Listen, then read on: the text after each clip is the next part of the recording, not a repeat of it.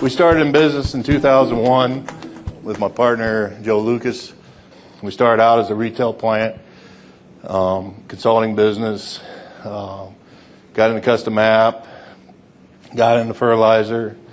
Then 3 years ago, we had a big layer facility come into our area, and we got involved with that, with the manure.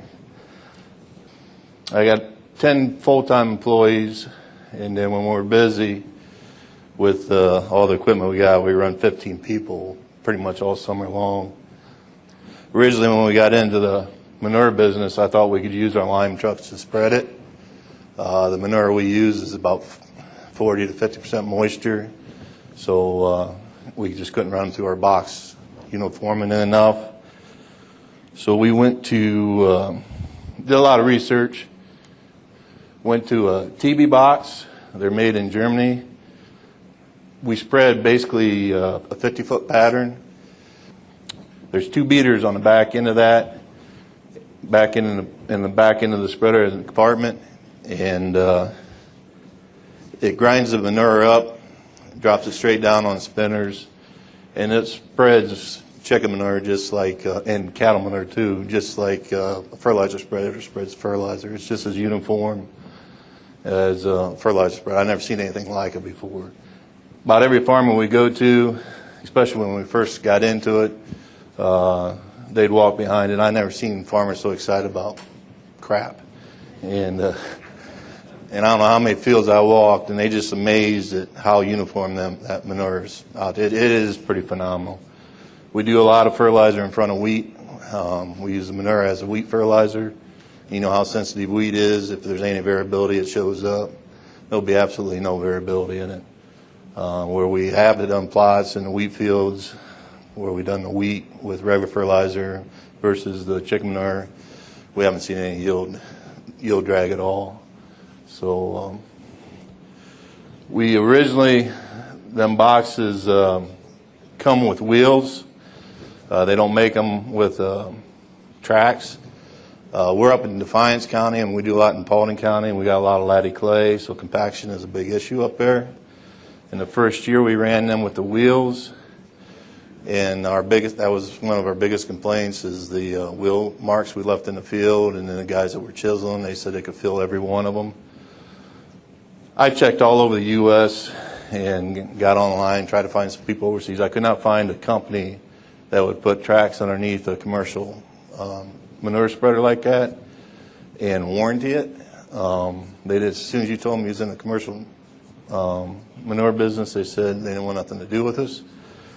Well, I found a place in Illinois that built the system that was underneath there. We ran them 1 year.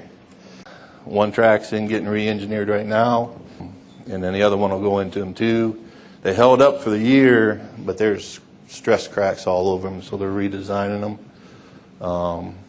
Actually, the spindle broke on us, and it takes you about 9 hours if the spindle breaks and the track gets wedged underneath there to get it jacked up and emptied out and out of the field. That's not a fun day.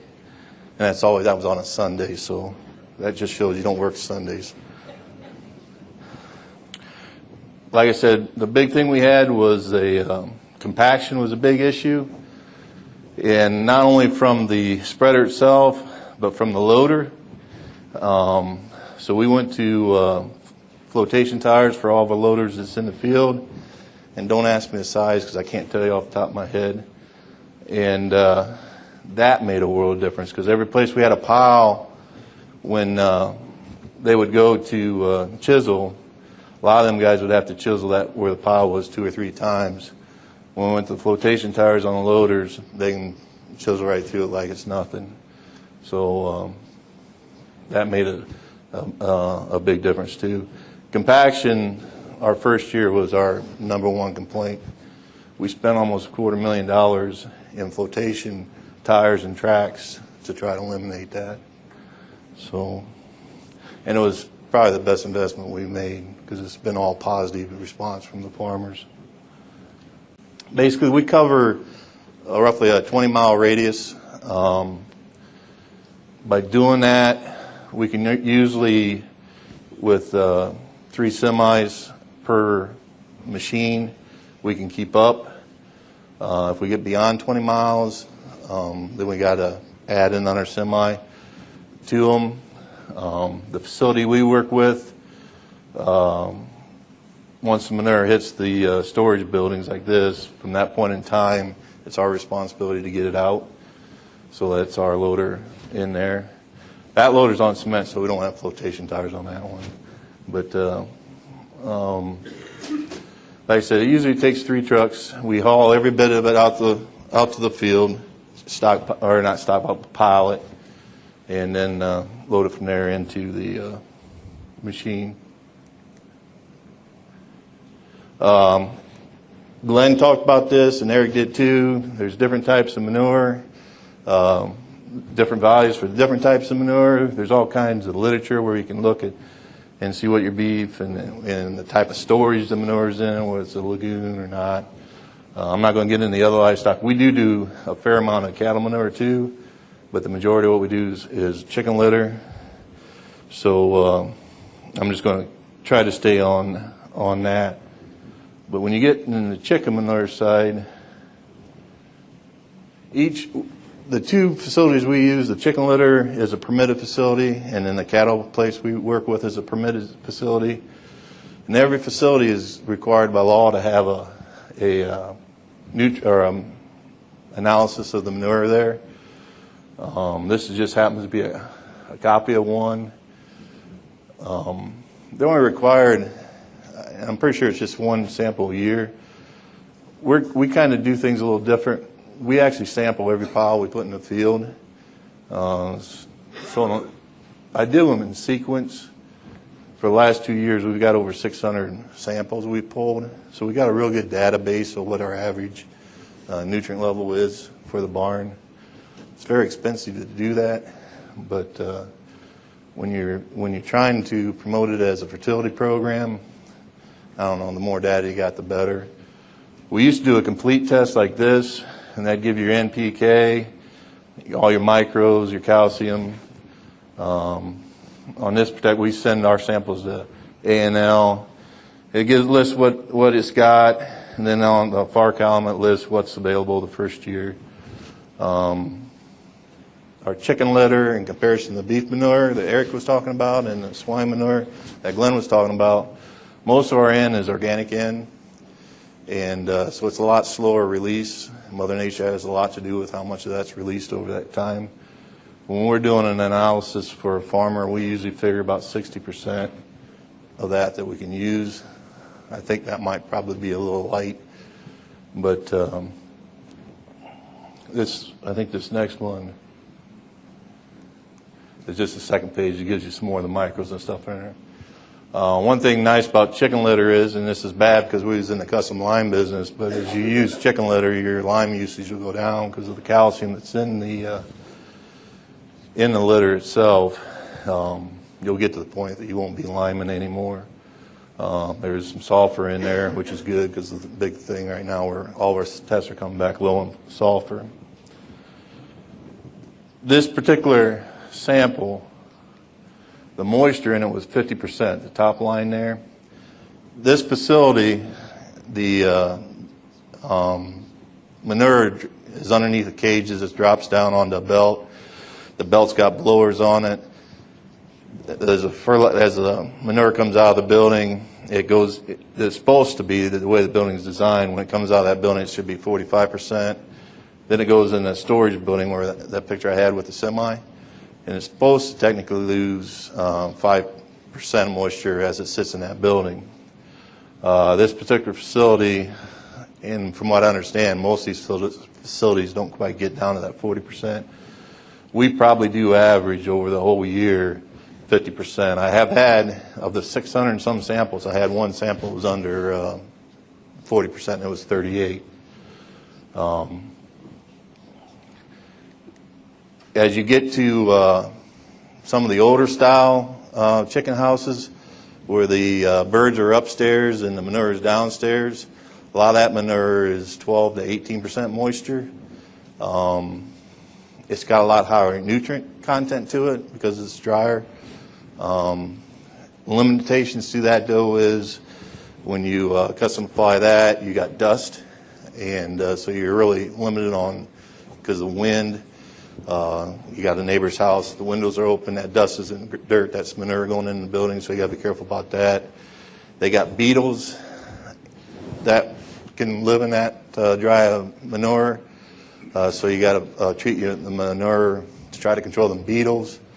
With the liquid, the wetter manure like we use, that's not an issue because the piles get too hot and the beetles can't survive. So that's one nice thing about it.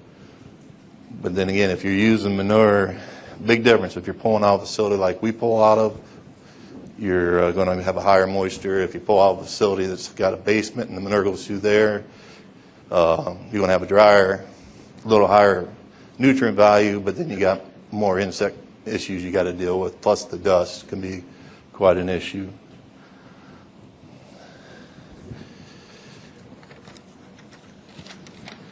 So basically, you get to the point where you think, all right, we're ready to spread manure, and then you come into the state requirements. So I'm not going to spend a lot of time over the laws because they actually, well, I don't want the liability, I'll be honest with you.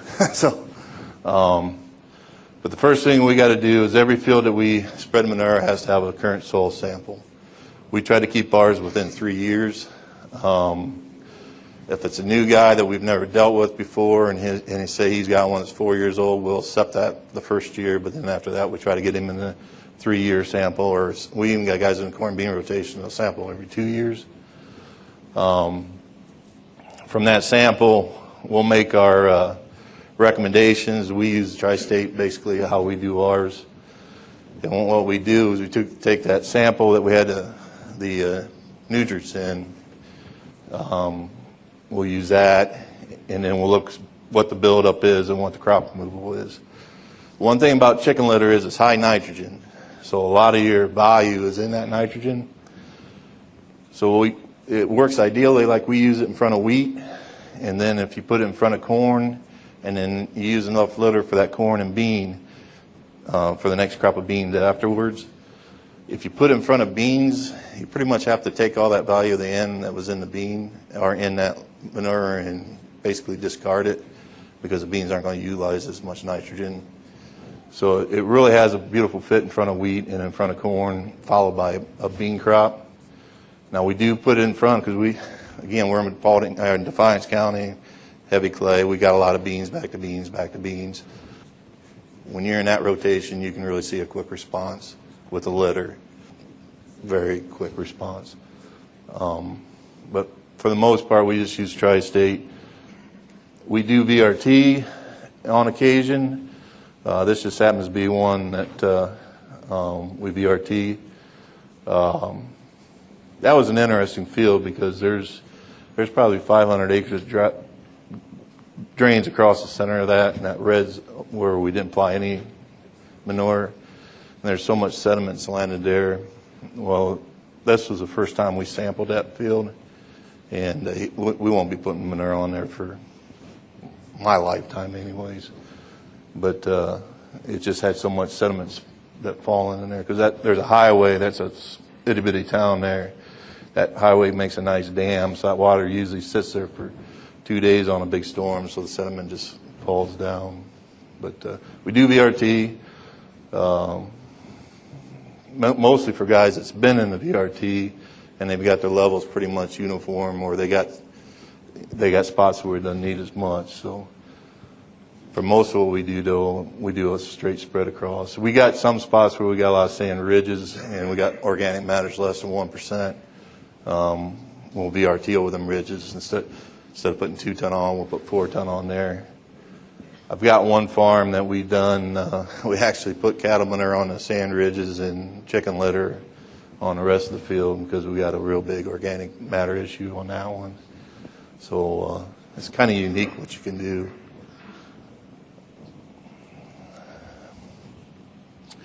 State also requires that we have to have a map with all the setbacks in it. And what we've been using, this is our as-applied map. And All these white spots are areas that are basically all waterways, and it shows you that we did not spread in the waterways, and we had our setbacks.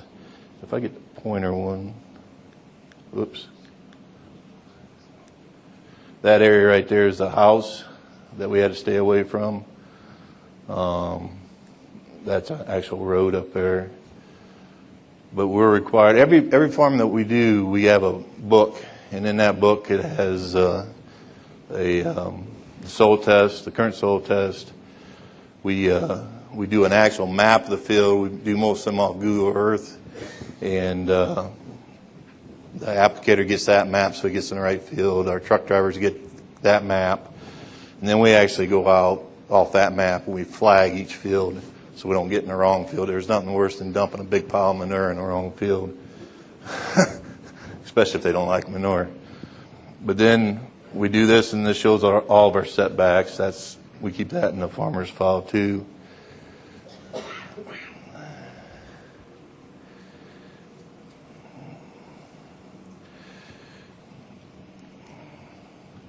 Then when we go to apply, we have to have a current weather map. By law, for manure, it's got to be less than a 50% chance of rain for a half inch or more rain in a 24-hour period. Now this is one beef I got with the fertilizer and manure laws. Fertilizer law, you're allowed an inch of rain, 50% chance of an inch of rain in 12 hours. So in a 24-hour period, you can get a forecast of 2 inches of rain and be legal for fertilizer, and you're not legal. You got to only have a half inch for manure. And then most of you guys know fertilizer is more water soluble than manure, so that don't make sense. But that's just a pet peeve of mine. But that can be an issue. There's nothing worse than sitting there a day and the sun's actually shining, but you got a forecast within 24 hours a half inch more rain, and you got to sit. And when you do as much as we do, that sitting just is a killer. You can also, we use basically 3 different weather channels or weather systems. They always vary a little bit. You just find the one that's most friendly to you. So I'm being honest, so that gets me in trouble too. So because there's some state inspectors back there, but they'll straighten me out. We do a little bit of stockpiling, but most of the time we try to dump and have it spread within 48 hours. And if we don't, it's usually because of a rain event. And if we see a rain event coming in, we try to make sure that we can get as much as we can that we got on the ground spread that day that is down. Because it's just like when you're working with the public, out of sight is out of mind. And if you got a bunch of piles sitting out there for 3 or 4 weeks, you get more phone calls because then the neighbors got flies and whatever. But on occasion, we run out of manure every year. So if a guy wants to be guaranteed he's going to get the manure, he can stockpile. And we do have a few guys do that. But when you stockpile, you got to be so many feet off the road, so many feet from a well, so many feet from a house. So we got this form, and RSCS does it, and you just draw a map on it. We actually use a Google map we staple to them. We just put how many tons we stockpile there, when we do it. Once a week we got to go out and inspect the pile, and we got to log it. Who does all that?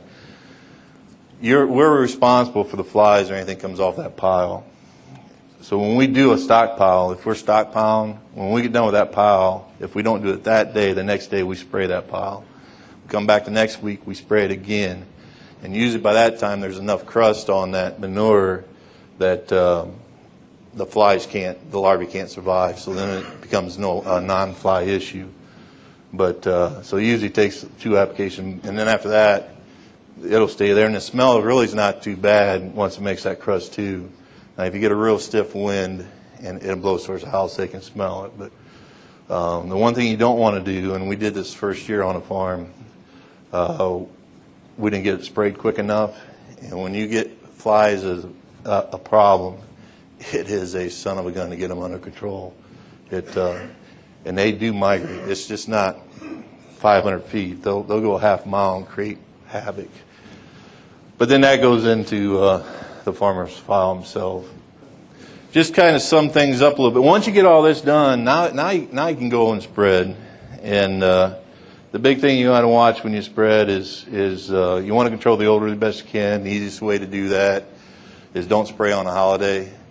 Don't spray on weekends around a suburb. Don't spread when they're having a graduation party. Found that out. Don't spread a half mile away from the football field on a Thursday night and they got a Friday night football game. They don't appreciate that either. Same thing, control the bugs, make sure you get everything sprayed, control the dust, and pretty much go.